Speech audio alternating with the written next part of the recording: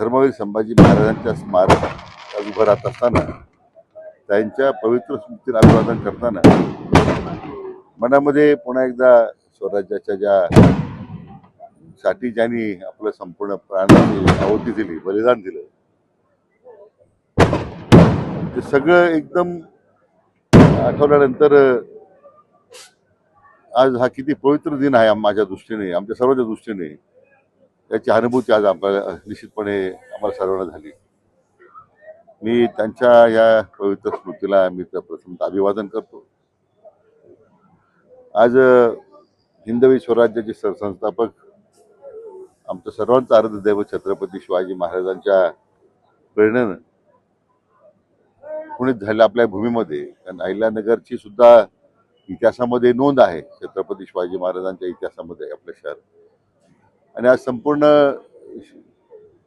अहिल्यानगर जिल्ह्यामध्येच प्रत्येक तालुक्याच्या ठिकाणी आपण हिंदवी स्वराज्याचे संस्थापक आपलं सर्वांचं आराध्य छत्रपती शिवाजी महाराजांच्या पूर्णाकृती पुतळा उभा करून, तो केवळ पुतळा म्हणून नाही, तर त्यांच्या चिरंतन स्मृती ज्या आहेत, त्यांनी केलेले जे हिंदवी स्वराज्याच्या स्थापनेकरता केलेले त्यांनी दिलेलं जे आपलं संपूर्ण सर्वस्व जे अर्पण केलं होतं, आमच्या सारख्या पिढीला, येणाऱ्या तरुण पिढीला त्यातून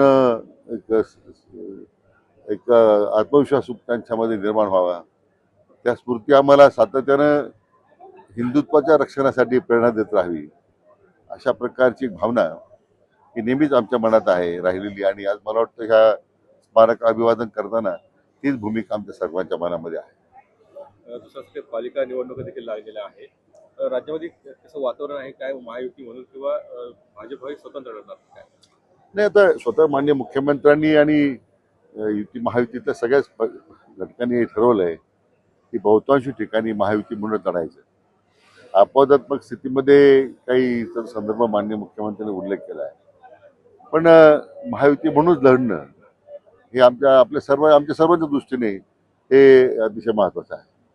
दुसरं, मुंबईमध्ये दोन्ही बंधू जे आहेत, ठाकरे बंधू एकत्र येतात, त्याचा काही परिणाम होऊ शकतो का महायुतीवर? काय असं आहे की कोणी बरोबर आल्याने परिणाम होत नाही. शेवटी जनतेचा विश्वास सरकारच्या धोरणावर आहे, सरकार जे काम करतंय त्याच्यावर आहे. आज विश्वनेता आदरणीय प्रधानमंत्री नरेंद्र मोदीजी यांचं नेतृत्व देशानेच नाही तर जगाने आता मान्य केलेलं आहे. आणि अशा नेत्यांच्या नेतृत्वाखाली आम्ही सगळी मंडळी काम करतो राज्यामध्ये.